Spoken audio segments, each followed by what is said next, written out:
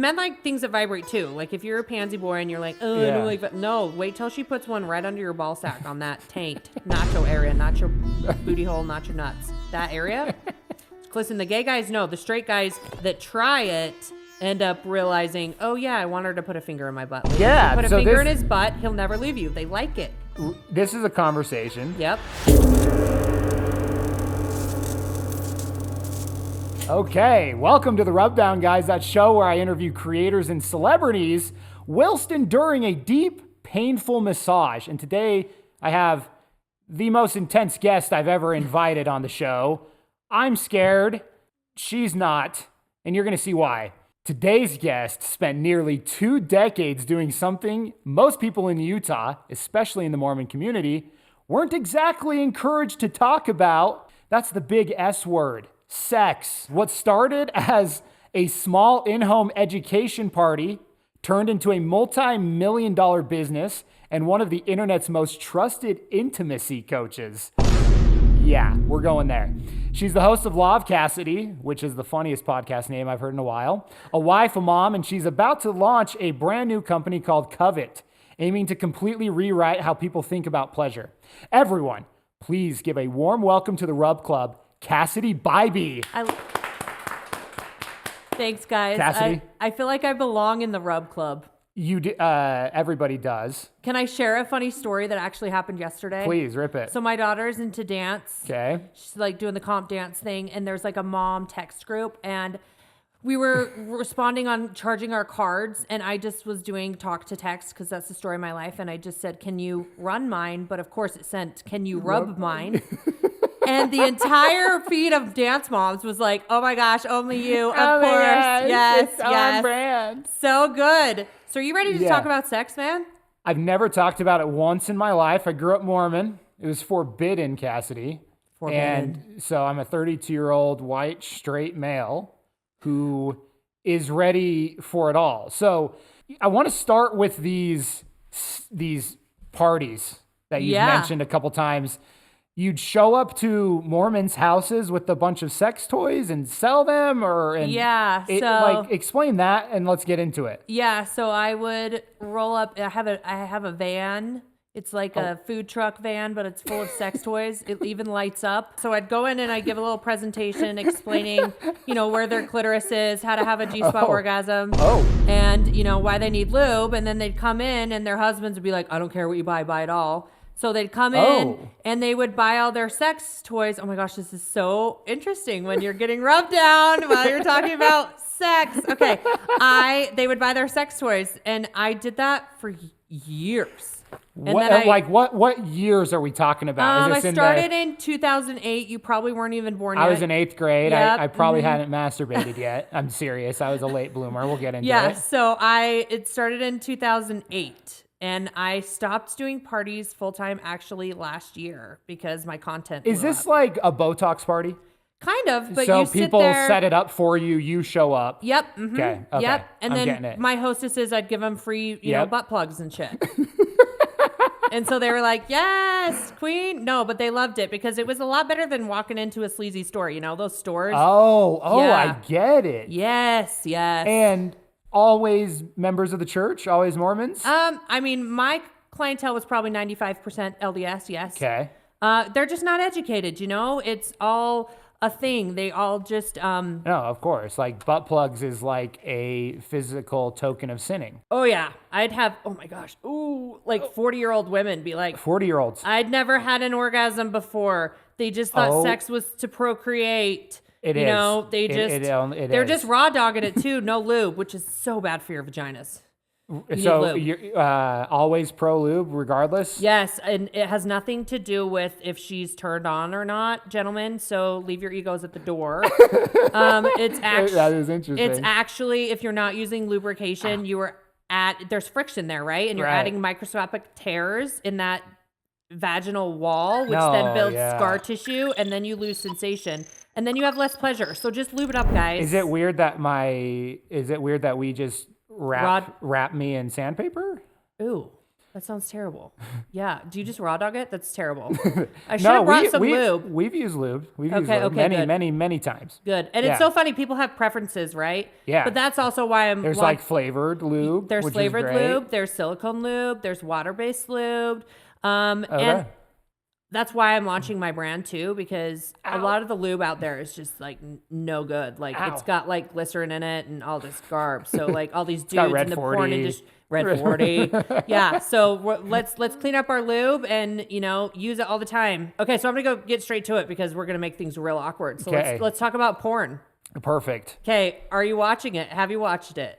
Have watched it. Okay. Well, I'm a man with a penis. Well, I know. And So grew up Mormon. Yep. My story is the same story as everybody else here, where it's like sex is this bad thing, sex is terrible, and the church taught me what porn was. I didn't know that was a thing until I was probably in seventh grade, eighth grade, and okay. the first time I had heard what porn was because I got sat down with 3 of my other friends, and they said, do not watch porn, do not masturbate.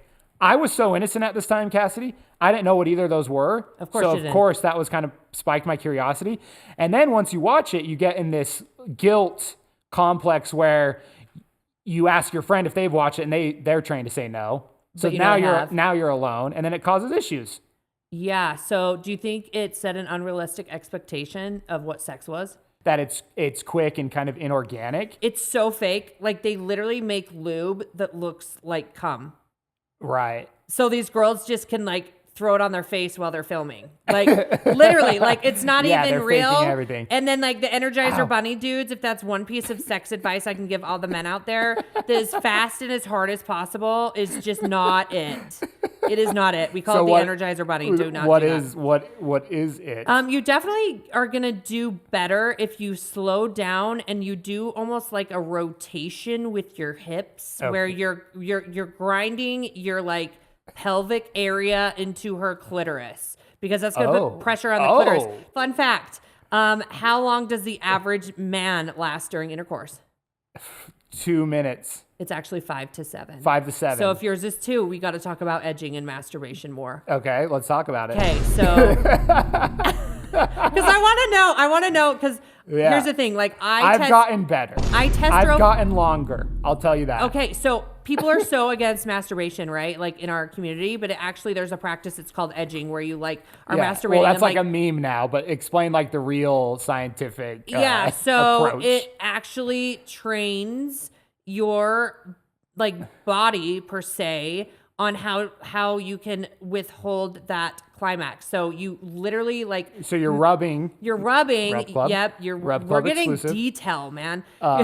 We're rubbing. So you get to the point where you almost climax and you pull back. You stop. And then you let that sensation ease, and then you get back into it. And you can do this with a partner. You can do mutual masturbation. I'm a pro mutual masturbator. I tell people, ooh, do that all the time. Ooh, that's a spot right there. That's it. Yep. That's it. So masturbation is not bad. And I tell people too, when it comes to porn, we're just a new full circle moment. Like so many people in Utah, like, will be like, my man has a porn addiction. And I'm like, listen, he's a dude, he has a penis. He doesn't have a porn addiction. A porn addiction is real. And it's when you are not going to work. It's when you're not spending time with your family. It's when you're literally doing nothing but like being the creeper in the basement, just jacking off 24 hours a day.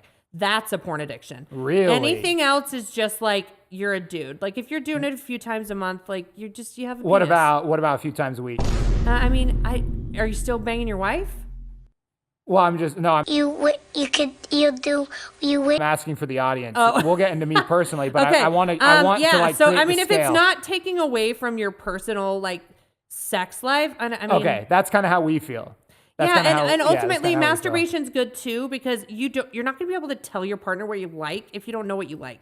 And this is for the ladies, right? Like, don't be afraid of the toy. Like, you need to like masturbate, and you need to like show your partner. Yeah. The more you masturbate, ladies, the more you're gonna want it. So get masturbating. We were late to the game with sex toys, and I want to get into that. So tell me all the stigmas around sex toys, men versus women. So a lot of men with egos will show up in my comment section, and they're just like, "Oh, my lady doesn't need that." my lady doesn't need a toy. I'm good enough for her. And I'm like, listen, you don't spin with beads and you don't have like a flutter butterfly on her clitoris that just no. Like, and here's the thing, it's like a visual dynamic too. Like, people get turned on by watching their partner get turned on. Like, why are we taking that away? And with dudes too, like, if you have a guy, because that's also a thing. Like, people would, oh my God, come to my parties and be like, I want to get my man a toy, but I don't want him to be weirded out. And I'm like, well, if you're weird about it and you come in to the house with his jack-off jar and you're like, I got you a jack-off jar, then he's be weird about it.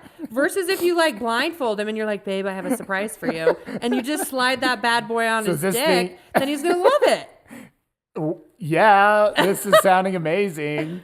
I mean, we're talking about all of it. So, yes, there are toys for men, too. Is that something you teach women to how to introduce toys? Yeah, I have conversations. I used to have them at the parties all the time as how to introduce toys. I always suggest starting with like a couple's toy because then you're both involved. That sounds awesome. Yeah, I've never heard of that. Yeah, it's a good one. And remote control ones are fun for date night. Like, it's a little RV car you have to chase around the room and sit on it? Yeah, no, there's ones with apps. Like, you can put a butt plug in her butt and then it's ran by an app. So you could be like at dinner and she's like ordering, the egg rolls at Chili's and you can hit level 10. It's a good time. So answer this. Yeah. I am a man, 32 years old. Yep. I have never done a male toy. Okay. Where do I start? I will buy it from Covet and I will try it. Where do I start? I'm going to talk about probably the most controversial, but the most popular male device I sell on my website currently. Okay. Which is? It is a penis extender. A penis extender. Okay. Yep. Explain. So it literally is hollow. You put your And not penis, that I need it to be extended. That's what every dude says. Yeah. That's why this is so popular. I don't need it. So but listen. For the guys that do. Let me tell you, no, every guy needs it. You are like every bro in my DMs right now. This is so annoying. Okay, so let's explain this. So they come in 3 sizes. You got 5.5 inches, 6.5 inches, or 7.5 inches. And that's how much it's extending it. What does it actually look like? So you literally put your penis in it. It's hollow. And then there's a ring that you wrap around your balls. And then you have sex with it. You need lube. Here's why they're so popular, okay? Wait, but is it like it's like a see-through cylinder, hard? See-through, yeah, and it's firm. Cool, I like that. Yeah. I will try it. Yeah, so, yeah, and then there's sleeves, like masturbators. Like sleeves, yes. Yeah, there's electronic ones. Yep. That'll, like, suck and, like, twist and, like, vibrate. Because men like things that vibrate, too. Like, if you're a pansy boy and you're like, oh, I don't like... No, wait till she puts one right under your ball sack on that taint. Nacho area, not your booty hole, not your nuts. That area, it's close to your P spot. Do you know what your P spot is? Maybe by a different name. What is it? What? I don't know. A P spot? Yes, prostate. Oh. Yeah, so that's like a really good orgasm. The gay guy in the room laughed. The gay guy, listen, the gay guy knows. Listen, the gay guys know. The straight guys that try it end up realizing, oh yeah, I want her to put a finger in my butt. Yeah. Put a finger in his butt, he'll never leave you. They like it. This is a conversation. Yep. How do you get to that point? I've never got to that point. So, communication. Yeah. Just like the ladies don't like it when you slip it in the wrong hole. The right. gentlemen don't like it when you surprise them. I always suggest being super aroused in other ways. And this is for not just men, but women too. Let's talk about backdoor because I talk about anal a lot on my page. Okay. It's like you have to like ease into it. So I suggest maybe like ladies while you're giving him a blowjob, like lube up your finger, maybe just kind of like rub underneath his twins. You told me to get graphic. I am. Hey, look, you either laugh or you cry, and I'm not going to cry on this episode, so I'm just going to laugh. Okay. Talk to me about the science of foreplay, how you should do it, how we should be going about it, maybe the stigmas behind how we learned foreplay in Utah. Okay, so men are physical creatures. Yeah. Women are emotional. Okay. So I'm here to tell you, your foreplay started when you left your dishes in the freaking sink. Yeah, my wife tells me this every day. I know I'm doing something wrong. Oh my gosh, my calf. Yeah, the calf. Okay. Hurt. Yeah. So you need to, instead of looking at your, oh my gosh. Instead of looking at foreplay as the when you take off your clothes. Yes. You got to think about it from when you wake up. Stop treating your wife like she's just supposed to procreate. Like, right. Like let's focus. That's all learned from porn though, right? Like yeah, that sex is just that 20-minute thing you have in the bedroom. Yeah. which sucks. It sucks. Men take about 2 minutes to be ready for foreplay. Women take about 20 to 30. And are you talking about once you've entered the bedroom? Yeah. Okay. So 20 to 30. Wow. Yeah, and it's not. I feel like a lot of guys listening to this are going to be surprised. Yeah, guys. Yeah, and foreplay is not raw dogging a dry finger in her vagina. Do not do that. Okay. It's a thing. Like, it's terrible. Yeah, like, you gotta Sorry. ease into that, right? Oh my gosh. Ease into that. Okay. And kissing, making out, massage is good. I love a good booty rub. Okay. That's awkward when I said that while I'm getting rubbed. Yeah, it's okay. Yeah, but there's like enhancement creams, arousal creams. I always suggest starting with her. Oh, I'm going to ask you the question. Are you ready? Yep. Are you ready? I'm ready. Okay. Are you a douche canoe? Okay. This is I'm a here. process. I'm here. Douche like, canoe. do you expect a blowy but will not eat the taco buffet? So, no, here's what's crazy. You're going to laugh at this. I'm not a blowjob guy. Oh my And gosh, maybe- I feel like I have to share this story. Well- My husband may murder me. Oh my Okay. God. Go ahead. No, share yours and I'll share this. Listen, and me and my wife have talked about this. By the way, me and my wife have a lot of communication around this. Yeah. Maybe I don't think I've figured out what I like in terms of blowjobs, how I like it. Well, I don't think we've experimented enough. Okay. But I will always munch the taco. Okay. So I will always munch the taco. let me ask you this, because my dynamic, I was raised Mormon too. My husband served same. a mission, but I did too. I never made it to the temple. I just got too Got it. crazy before. Got I it. liked to test drive. So I was married before my current husband. So I've been married twice. Okay. And I always test drove before I bought the car. Yep. Okay. Yep. So like, where did you learn? I never test drove. I bought the car off the lot. Yeah. And me and my wife have been dating since we were 16. Okay. Basically, all of my sexual encounters have happened between me and my wife. Uh-huh. Like, here's what I really, really can't stand about LDS and Utah culture is that sex is this very prohibited, very scary, very almost gross thing up until you sign a marriage paper. And then all of a sudden, it's the most beautiful thing ever. How do I erase the years of teenage, how do I erase the years of those teenage years where people were telling me that this is the worst thing you can do to all of a sudden it flips. It's almost like you've learned that killing people is this terrible thing. People. And then all of a sudden people say, hey, you've got to go start killing people. It's like your Mean brain Girls. wouldn't be able to do it. On Mean Girls. Have you ever seen Mean Girls? Of course, it's one of the best movies. Yeah, like the part where they're like, if you have sex, you will get chlamydia and you will Don't die. have sex standing up. Don't have sex sitting down. Yeah, of course. Don't have sex, because you will get pregnant and die. Don't have sex in the missionary position. Don't have sex standing up. Just don't do it. Promise? Okay, everybody take some rubbers. But you know what I'm saying? My whole, up until I was 22, sex was bad. I turned 22, I get married. Sex is the most important thing. Let me ask, Yep. is there something you've seen or heard about in the space of sex that you're generally curious about? You want to ask me? Okay, here's a good one. Yeah. And I'm not talking about that me and my wife want to personally do this. Yeah. But like the non-monogamous relationships have become popular. Yeah. And I have friends who have, are married and have had a threesome, or I have friends who have done the swinging thing or not, people. And then on the internet as well, it's kind of become popular. I'm curious what your take on it. Do those relationships ever work? My take is no. Just grab a blow-up doll and just set her up next to you. Okay, You know? I was actually wanting to ask you about dolls. What's your take on dolls? I'm kind of creeped out by it, but it's like a whole thing. There are full 150-pound dolls, Yeah. and it's like a thing. Like at that point, It's an insecurity thing. Right. It's not that I'm judging, but it usually stems to the guy named, Eddie living in his mom's basement. yeah, right. Can't get a girl. Creeper on the type thing. internet. Yeah. What's your take on role playing, and when should a couple introduce that? Dude, have you ever seen Four Christmases? Oh, forever ago. Okay, yeah. do you remember where they were in the bar? Yeah. That's how the it shit I starts, love. right? Yeah, Yeah, that's okay. fun. I'm from North Dakota, and this is how we handle our business in the Bison State, Mama. Get your hands off me right now, or I will take you to your knees in front of this entire bar. Promise? Or you have, because it creates curiosity. You feel like you're dating, You feel like you it's just a met. new dynamic. It's something you've never done. I mean, you were raised Mormon.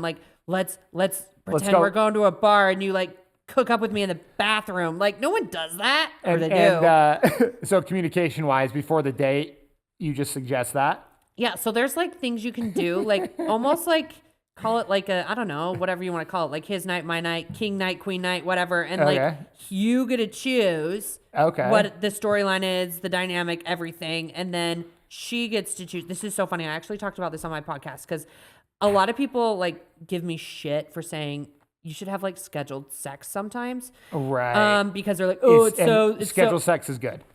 I think it's good in this dynamic where like all day you're leading up to like, let's say it's your king day and you're like, okay, like you have like a whole sexting thing going on. Like you get ready, like this is what we're doing. This is the role play dynamic we're doing. Like it could make your sex life like really fun. Okay. Yeah. I love that. I'm pro into that. And yeah, I mean, dudes love a role play dynamic, you know, the whole schoolgirl thing, the whole nurse, the whole whatever. And and answer me this. I've heard tons of opinions on this. How often should a couple be having sex? I hate being put in a box. Yep. And there are different dynamics. There's medical reasons, there's health reasons, there's hormone reasons. Like, you know what I mean? There's kids. Yeah, for sure. There's like, kids. Do I think you should make an effort and strategize and plan your sex like you do like everything else and make sure you're investing time and energy in keeping the spark alive, trying new things? Yes. Wow. But yeah, I feel like it should be like just like you work out. Like you should be like, okay, we haven't tried something new in a while. Let's get the butt plug. Oh, I like that. I like that. Yeah. Okay. Cassidy gets the most insane DMs. As you can imagine, she's an intimacy coach online and sells sex toys. She has prepared a few DMs to read to us, and we're going to talk about it. So go for it.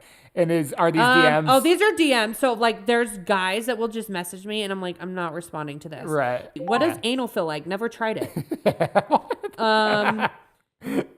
It looks like you really like anal. Yes, anal is all I want to do. And think about the best ever. I'm like, I just think it's so funny that they put me in a box. Or it's like women will be like, my man like wants me to bring another woman in. I'm not like into it. And I'm always just honing in on communication. Communication.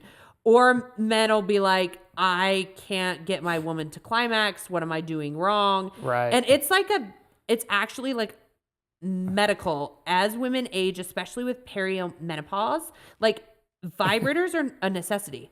Yeah. Because the myelin sheath in the nerve on the clitoris, like it needs that extra stimulation. So there's like actual therapists that like will have couples come in and she'll be like, you need to get a vibrator. It has nothing to do with your performance, you as a husband, or your relationship. Right, it is like a medical thing. Like the myelin sheath of the nerve endings, like it's a thing. Like things change.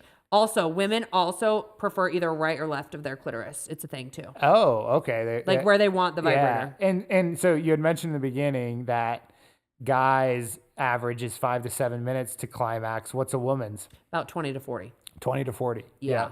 So there's definitely an O gap. There's definitely an O gap. You better lock in. You gotta lock in. Please sign us off. With your biggest piece of sex advice. Focus on your partner's pleasure and you'll both thrive. Because if you're focused on her, she's focused on you. Things get crazy fun. Guys, that is the rubbiest rub down episode of the season. Rub it down. Please subscribe because this was great. Cassidy, sincerely appreciate you being so open. I know you've helped millions of people online. You've helped me. Tonight, babe, is gonna be crazy. Amazing. I love it. And that's the episode of The Rub Down. New episodes every Thursday. Please like and subscribe. Thank you, Cassidy, for coming on the show. Thank you.